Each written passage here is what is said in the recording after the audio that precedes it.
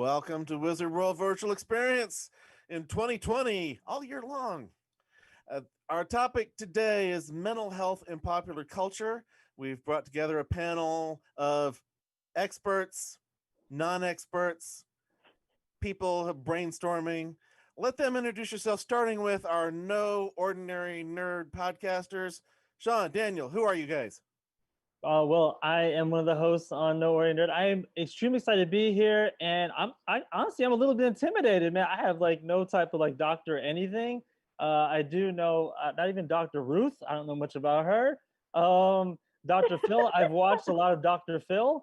But I'm a podcaster that interviews celebrities, musicians, bands, artists, actors, actresses about mental health.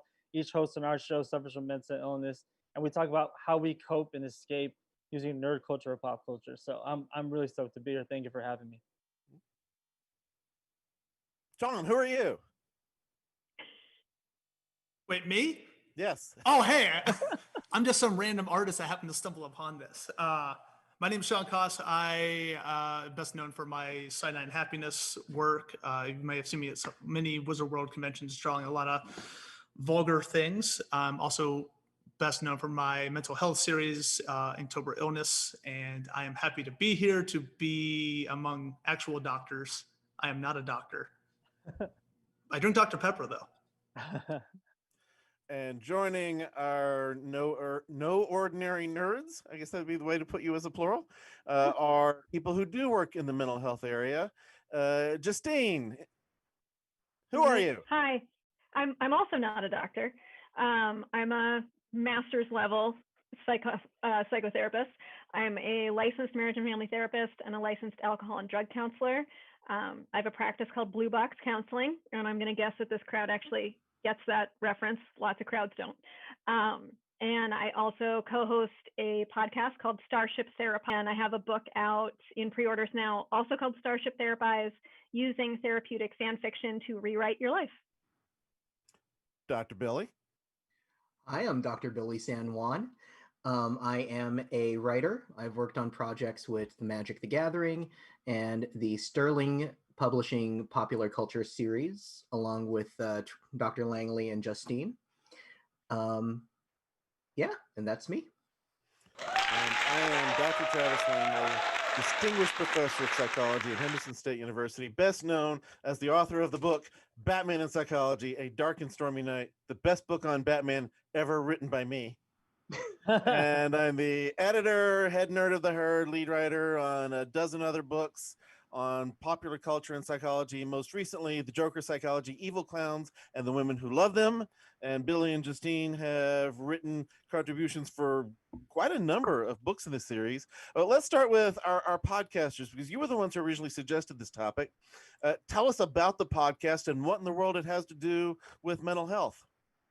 Well, one thing that's interesting is that I've noticed like through the years that we've been doing this is just like how everyone has this common like coping mechanism escape within pop culture and nerd culture, and we don't even realize it sometimes. I mean, for me, as someone who suffered from mental illness, anxiety, and depression, it was growing up a lot of traumatic situations and me sharing it with other people what I went through and how they coped and escaped. And for me, it was a plumber by the name of Mario who was saving a princess and happened to not be in any castle that we were looking for. And I noticed that that same plumber helped other people, and that's how the whole podcast started. Was just, how do you cope? Do you use Harry Potter? Do you use Stranger Things? Do you use Lord of the Rings? Are you a Netflix binger?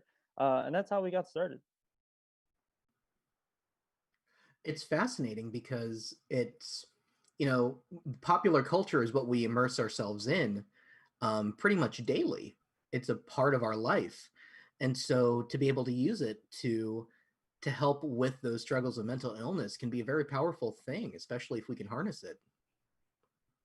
So within the podcast, you're talking about your own issues. You're talking about characters' issues. How are you bringing these together in the podcast? Well, one thing that's interesting that we do is just the people that we speak with. For example, like we've spoken to, actors and actresses about like what they suffer from. We talked to Summer Bishel, who was on The Magicians, and She talked about, her anxiety and depression, how she copes and escapes. And it's kind of interesting to hear what they use. Like, wait, you play Red Dead Redemption 2 also? You're a cowboy, and that's how you escape from mental illness? Like, doing tours and chats normally in the game helps you feel a schedule. Uh, or we talked to the heavy metal rocker who we don't have much in common with, but he goes on a rant about Fortnite. And that's how building buildings in Fortnite helps him escape. Uh, and that's how we tie it all together. We'll talk about the projects, but at the same time, you suffer from the same thing as me. Let's find something that we share together, and let's use it to cope. Justine, you have a podcast you mentioned. Now, how are you addressing popular culture and mental illness together within this? Yeah. So on my podcast, my co-host and I do a little bit of a radio play where we pretend to be Kirk and Spock on the Starship Therapise. And in each episode, we discuss some aspect of self-help or mental health. Excuse me, occupational hazard. I talk too much.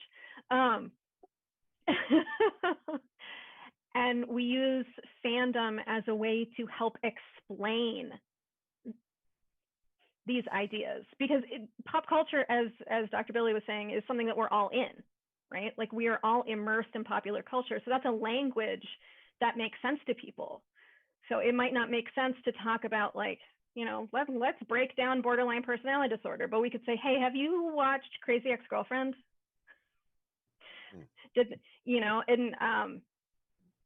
So sometimes we pick a mental health topic and then use fandom to help explain it. And sometimes we break apart fandom to see what's in the subtext. What else can we be gleaning from that? Could Gandalf actually be a sage-like therapeutic figure in the life of these hobbits? And you've got an upcoming book somehow related to the podcast? Mm-hmm. Yep. So book is in pre-orders now, and it is out on May the 4th, Star Wars Day. I feel like my publisher really gets me.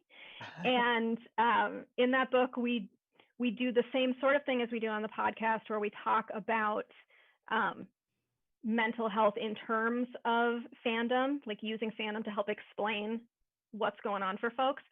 As well as each chapter, I'm also a yoga teacher, which I didn't mention. Actually, literally just taught a class before I jumped on here. And the end of each chapter has a fandom case study. So my co-writer Larissa and I therapize someone from popular culture. My personal favorite is Dean Winchester. We have an amazing therapy case study with us doing therapy with Dean Winchester. And then there's a meditation where you imagine yourself in the Impala, or a place you consider to be home. So how does fandom help you make sense of the world? And how do you see yourself in stories, and how do stories help you make your life even better? Now, Billy, I'm going to pick on you for one that we've all been doing. We've all spoken on convention panels. We're doing it right now virtually. And you have probably lost track of how many you've done. And so how in the world do you appear before an audience talking about mental health and, TV shows, movies, so forth? And then I'll get to a couple of questions that have been appearing in our chat. Billy? Well, I think the trick is, much like in a therapy session, you meet the audience where they're at. And in a convention panel, a lot of it is people are there to be entertained and be educated. The experts that we have on our panels, they know all the big words, they know all the big theories, but how do we encapsulate that? He's shaking his head. The distinguished professor knows all the theories. Trust me. So how do you encapsulate that in a package that's easily accessible to a lay audience? And that's exactly what we do in therapy. Everything that someone's going through, we know all the technical terms, We know all the studies, all the empirical evidence, but we want to make sure that we put it in a way that they can receive. In a lot of ways, and this is getting a little meta, we use metaphors related to pop culture. Sure, you have trauma. Well, trauma involves neuropsychological processes. It involves feedback loop behaviors. But it's a lot easier for me to show that to you if we can put it into terms like Breaking Bad or Attack on Titan, which gives me trauma alone with all the deaths in it. So that's kind of how I approach those types of panels. Now, I have plenty of questions of my own. I want to make sure to come back to all of you. And I apologize right now if I mispronounce any of the names for people who are giving us questions. I totally blame the person who is typing these for me. Laura Ann Pahala asks, going back and rereading older narratives, do you see them in a different light? I think in terms of the context of what we're doing, I know I certainly do, but I'm the moderator. All of you, it's like the mental health professionals and the podcasters, you all talk about this stuff. Do you revisit the stories and get new things from them and see them differently? No, I have been watching certain movies again and like, oh, this makes a little bit more sense of like what they're dealing with. Not so much some of the older ones. I guess more of the newer movies. I'll be a little bit more aware of mental health related behavior in some of the actors, and picking up on like things like little tics that they're having. Or I think films are getting better at displaying mental health, as opposed to before it's just like, oh, they're crazy, in a straitjacket. But now it's just like you have these movies, obviously like Joker, to a lesser extent Split, but I know Split has caused a lot of division between like what was it DID is. But I feel like in general, it's becoming more of a popular thing to shed light on, because now we're actually talking about mental health. And now I think now that we're talking about it and it's no longer like a taboo topic, like before, if you said like, oh yeah, I have depression, or it's like, oh, okay, he's crazy, got it. Now people are kind of being more aware of it, and now maybe revisiting maybe their favorite movies, like, oh, I relate to this movie because this character shares the same problems I have. I Yeah, think The Walking Dead has been a very good one for people discussing certain issues. A lot of combat veterans respond strongly to it, Yeah. especially at a particular point when the characters have been running around and showing very strong signs of PTSD. And Norman Reedus, when he was captured by Negan, like that whole like the PTSD of him trying to recover from all that. When Sasha was blatantly showing PTSD symptoms, although it hadn't actually been 30 days since any trauma, when they first got to Alexandria. And I point out, all the characters were showing PTSD symptoms when they got to Alexandria, just in different ways.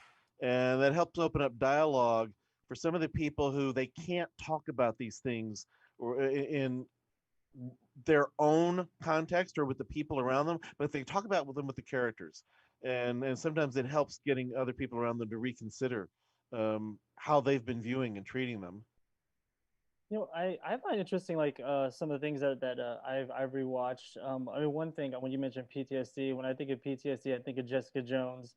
And it's something as simple as this, like rewatching it. I know what someone asked about something that they've rewatched. If you look at it differently, one thing was I watched all of Adventure Time all the way through. Was a huge fan of Finn, and me and my daughter started watching it together too. And Finn has mental illness issues. He has issues where he has things that happened in the past, and he hasn't really confronted them. And sometimes he figured out he uses joy as a way to avoid it, to be overjoyous. BoJack Horseman, depression. I mean, there's so many things I've rewatched and look like that's what they're going through. So there's lots of examples that I mean, now that I'm revisiting, now that I have kids and we're watching those same things. The thing about Billy, what? The interesting thing about narratives is just listening to everyone else's input on that is when we experience a narrative, whether it's through television, movie, reading, music, it's a dual process. We're taking it in, but we're also putting in where we are in our lives. So narratives evolve as we evolve, even though the narrative itself doesn't change. When I was younger, I related so much to SpongeBob SquarePants. And now I can't stand him and I relate more to Squidward. Everyone sucks. I don't want to work here. So I think that rereading older narratives, the light that we see them in, is really dependent on, it's context dependent on where we are and who we are at that time. Mhm. We have a comment and a question. The Markhams say pop culture as an entry point to personal identification and recovery. Love it. And Arganese Campbell, what are some activities that you do? And this would be whether you do it as non-professionals or professionals. What are some activities that you do involving nerd culture and pop culture to help cope with mental illness other than binge watching TV series and movies? I'm jumping in. Yoga. Yoga, meditation, mindfulness. Literally, you can incorporate your fandoms into whatever it is you want to do. I mean, the yoga that I created, Yoga Quest, if you've heard of it, friends at home. I also go by the moniker Justine Yogini, if you know me in my other life. What I did was I created a narrative style of yoga because the goal was like, let's move our bodies and have fun and be silly and engage with story and move. Because, you know, when the ancients told stories, they told them with their bodies and art. And we can still do that. And so I love to create yoga classes that are story-based and meditations and mindfulness that are story-based. And all kinds of fitness folks are doing this now. Back in the day when I did my first convention, this was not a thing people were talking about. And now, I mean, just about any convention you go to, there's some kind of fitness class. So I'm not saying I started it, but I'm not saying it. That's kind of like mental health too. Like mental health was never really a thing in, I guess, Comic-Cons. And now it's like, which for me is surprising because a lot of us who go to Comic-Con deal with a lot of social anxiety, large crowd issues, sensory, issues, yet we still come to Comic-Con events, but we never really talk about it. People from the outside are always like, oh, they're fucking nerds or they're just geeks. Or it's like, no, they're normal people who enjoy pop culture, enjoy, all these comic references. We sometimes struggle with that social anxiety, but when they see us and we're kind of like when I'm at conventions, I'm usually like outgoing and stuff, but inside I'm screaming because I'm like, fuck, I just don't want to be here. I don't want to be here. I want to go back to my hotel room. But on the outside, I'm like, hey, how's it going? I'm super happy to be here. And so I don't think people realize how much like mental health plays a part in like these Comic-Con events as well. And I ramble a lot too, by the way. Sean, that's fascinating because, stereotypically, the people who were the outcasts, the nerds, the geeks, they were they were outcasts because they were weird, right? They didn't really fit in. Right. And you could make the argument that a lot of that was undiagnosed mental illness, whether it was, developmental, maybe they had Asperger's or something. And then the conventions did something beautiful. And they brought all of these outcasts together and created their own social group. Right. So it's amazing. It's definitely amazing.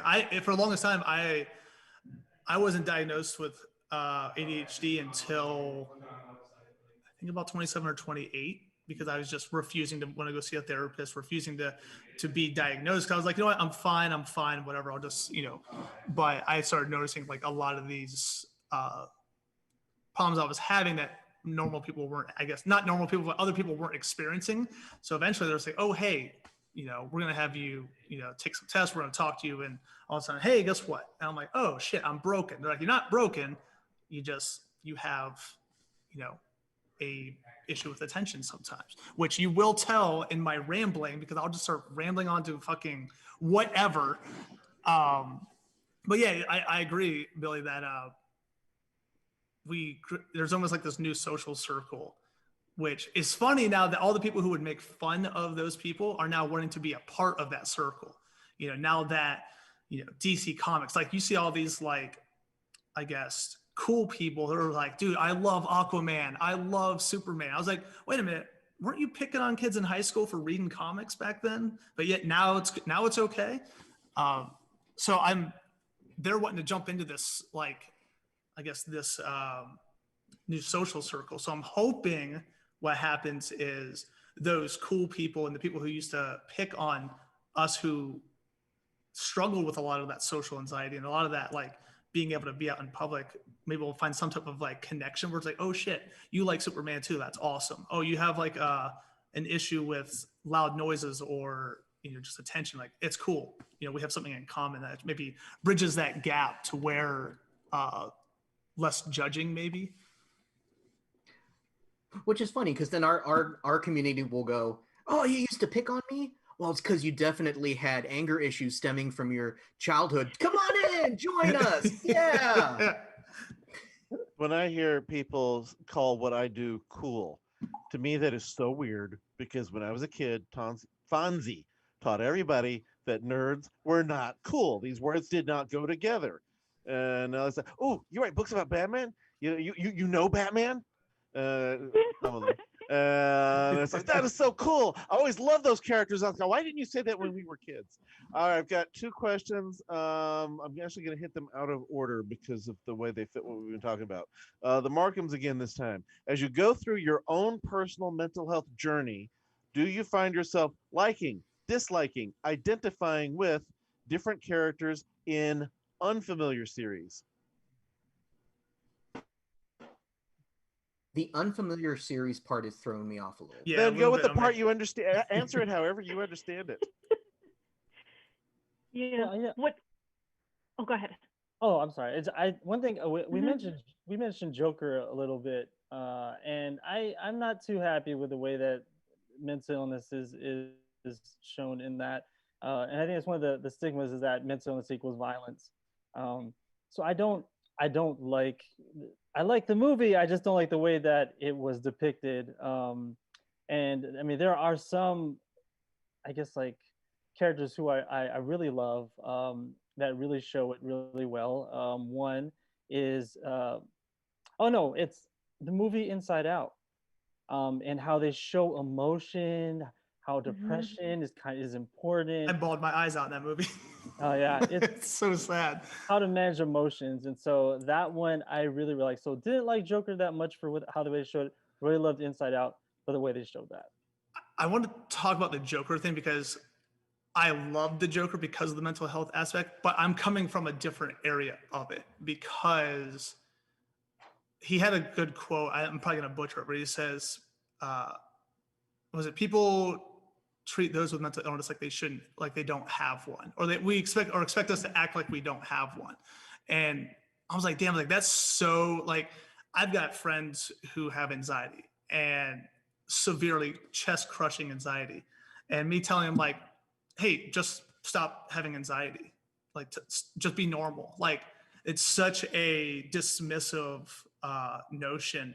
And I feel like Joker did that in a way. And I know a lot of people also agree with you though, Daniel, that, you know, it's way darker. They're treating mental illness like this monster. What kind of goes with like my artwork, when I released that whole series back in 2016, they just, a lot of people who were unfamiliar with my work saw it as, oh, I'm making fun of people with mental illness by making them look like monsters. And I was like, you've completely missed my point. Like, I do dark artwork and that's how I've always drawn, but I'm not drawing the person as the monster, but the mental illness is the monster that is like haunting that person.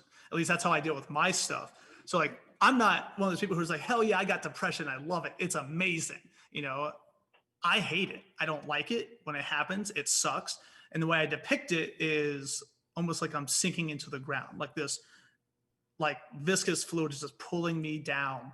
And I depict that, and it's creepy looking. It's kind of unsettling, but I was like, motherfucker, that's what it feels like. So don't come at me with like, I need to be drawing flowers and rainbows and sunshine to promote mental illness, because the shit's not always sunshine and flowers.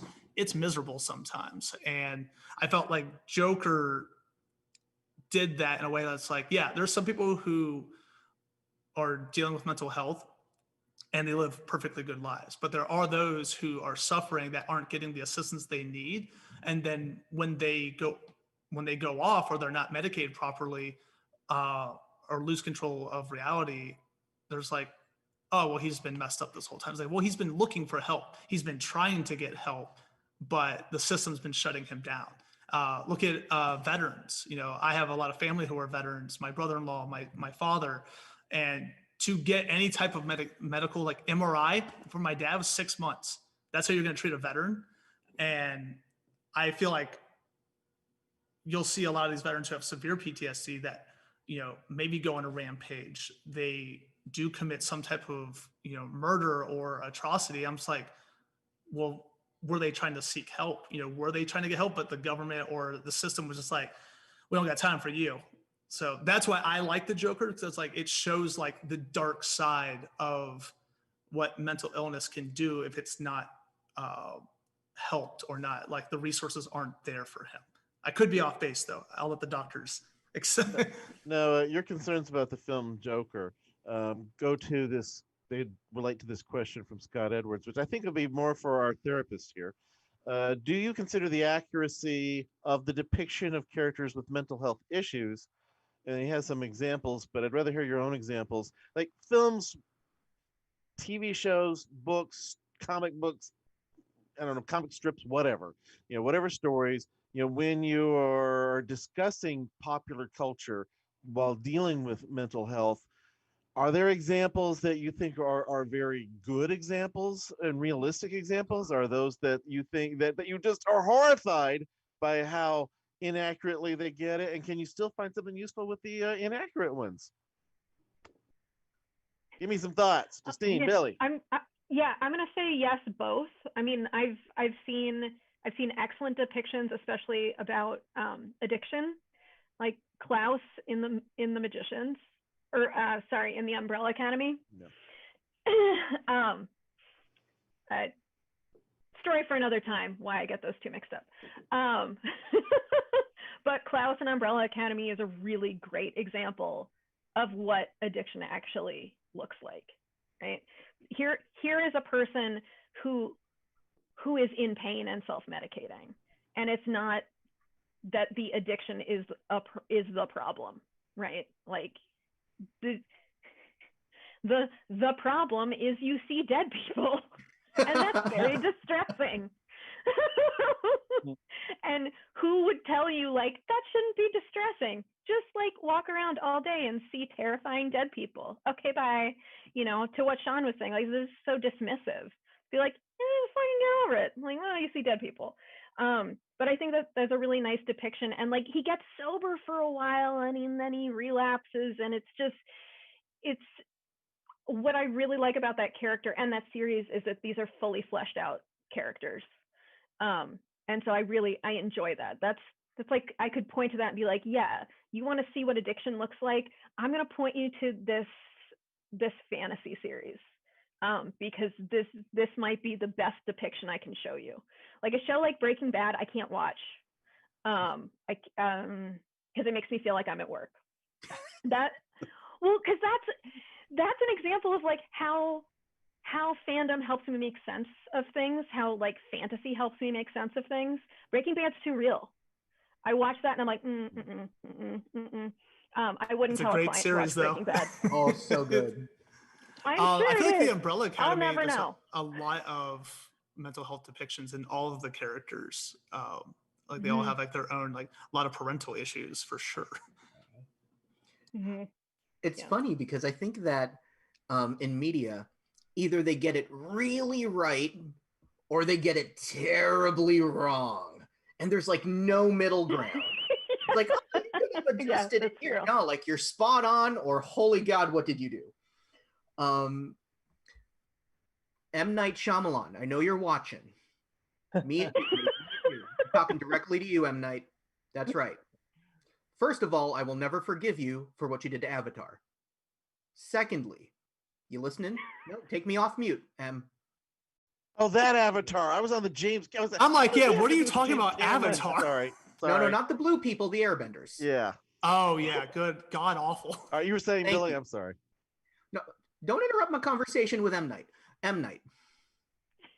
Buddy, your depiction of dissociative identity disorder, I had patients when that came out all come up to me and go, I think I have dissociative identity disorder. Stop it. Just stop it, M. Night. All right. Welcome to my world with my artwork. How so? Literally, like I was saying before the podcast, when I post my work, they'll just be like, oh, I have that. Or I always wondered what was wrong with me. Now I know. I'm like, I always have to comment, like, I hope you're not diagnosing yourself based off my artwork. Like, that is the last thing I want you to do.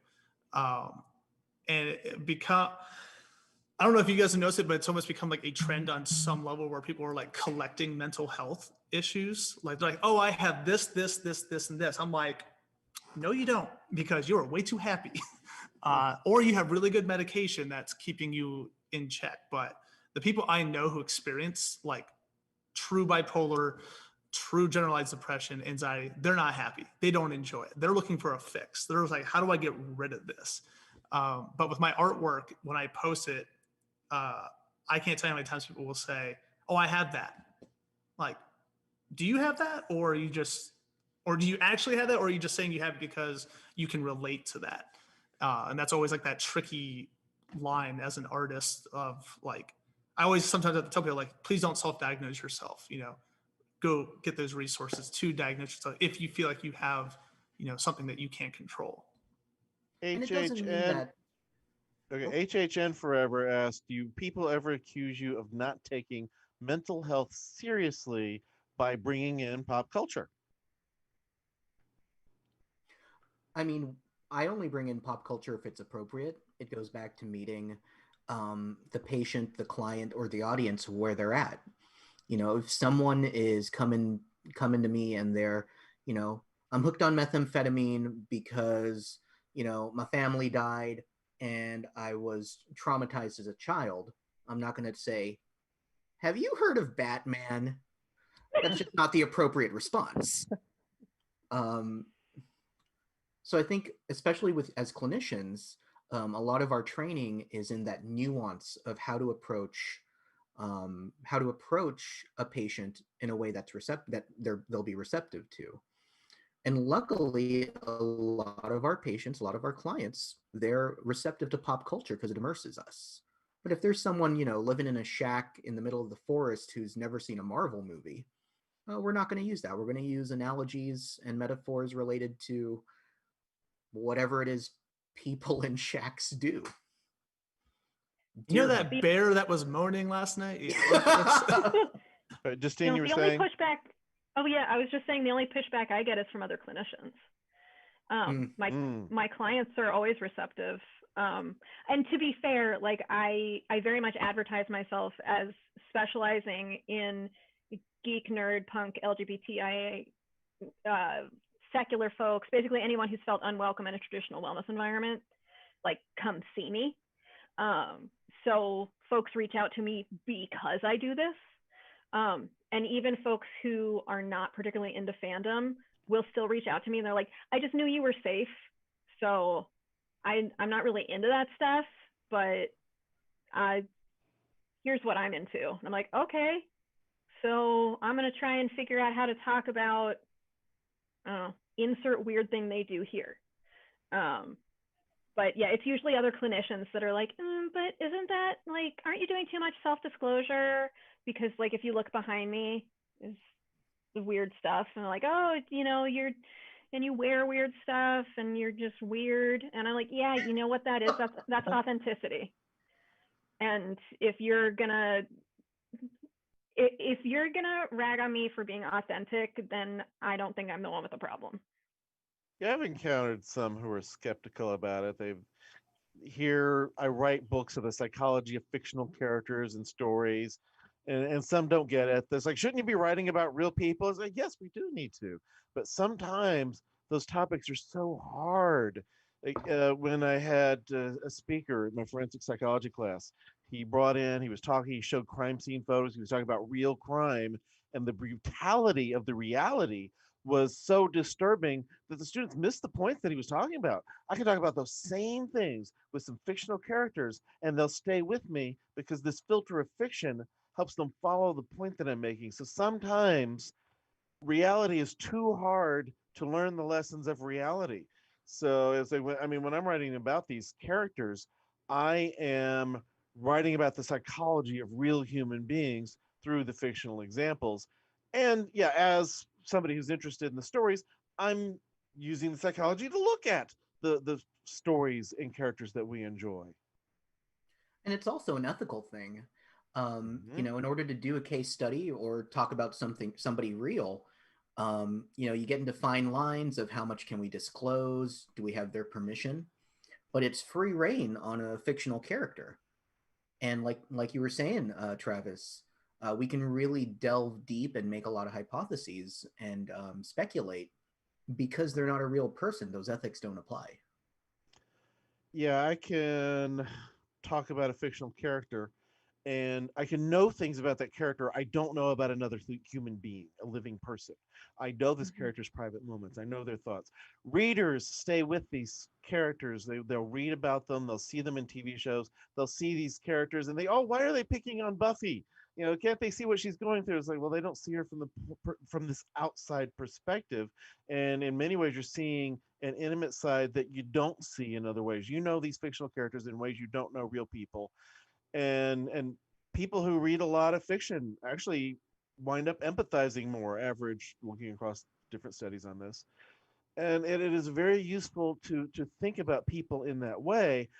I cannot ethically go through, especially since I'm not a therapist, I cannot ethically go through looking at a living human being and say, oh, they seem to fit these characteristics of this particular personality disorder or some other disorder that I'll teach about, but I can do that with a fictional character. I'm not being unfair to the fictional character, although some fans might think I am. And of course, that fictional character can't turn around and sue me for what I have to say. All right, Luna Moon has a question. As a clinician, how big of a disparity have you seen in the LGBTQ plus community in terms of being able to seek help? And while it's off topic from the popular culture part, it's still on the mental health part of the title. I think Yes. that's for Justine. Yeah, I'm guessing that was for me since I dropped the letters. What I would say is, okay, I think that folks in the queer community are getting better mental health care now than they have in the past. It's still not great.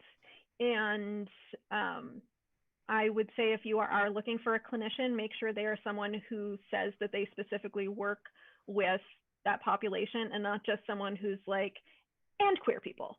Like, I work with these and queer people. Like, it's not, you're not gonna, in my opinion, you're probably not getting the best care. What I am gonna tie this in to pop culture because I have written about this, is how fan fiction specifically has really been beneficial for the queer community, because queer folks innately do subtextual reading or subtextual viewing. And because for so long we didn't see ourselves in media, and so we had to like look for clues, you know. And so queer folks kind of became experts at this sort of narrative deconstruction, and so narrative therapy is really beneficial for those folks. And if you engage in fan fiction writing, good for you. It's a therapeutic tool you can use at home. I'm not just saying that to plug my book, but also buy my book. And we are already coming up on time. Does someone have a quick parting thought before we go through where everybody can find you online? I have one. There's this quote I learned that I think is I use it a lot now. It's not my quote either, but this is to anyone who's like struggling. Where this the quote goes: you didn't get this far just to get this far.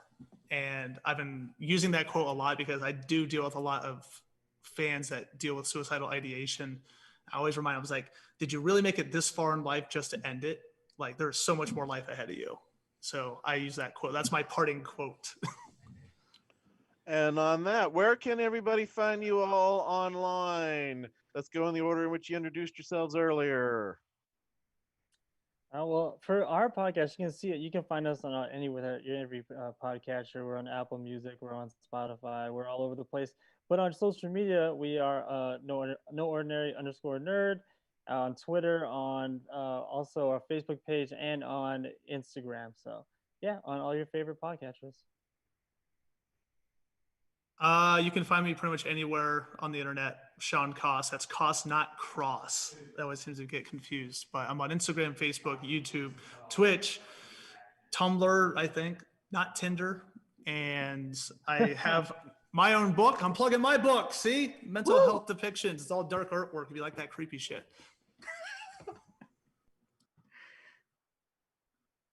Justine, you were Was it next. me or was it Billy? It was Justine. It was me. Okay. We're professionals. I know. I remember what people said for a living. Again, my name is Justine Mastin. You can find me on Facebook, Instagram, and Twitter at Mind Body Fandom, because I take a holistic approach to healing mind, body, and fandom. And you can also find me on my website, blueboxcounseling.com. And if you are interested in purchasing the book that is available for pre-sale, it's called Starship Therapies, Using Therapeutic Fan Fiction to Rewrite Your Life. It's available from all of your favorite booksellers, so you don't have to support Jeff Bezos if you don't want to. The nerd in me honors the nerd in you. Nerd must stay, friends. That's a hard follow-up. You can find me on Twitter at Billy_Sense. That's BILLI_SENSE. There's going to be some nerd content. There's going to be a lot of wrestling content. I'm a huge mark. Other than that, you can also check me out in the Sterling Publishing pop culture series books at your local independent and or big chain bookstore. And just look for Dr. Travis Langley at Superheroologist on Twitter. So look for Travis Langley, Facebook, Twitter. I'm easy to find. Thank you, Wizard World. Thank you, Jerry and Mike behind the scenes. And everybody, stay nerdy.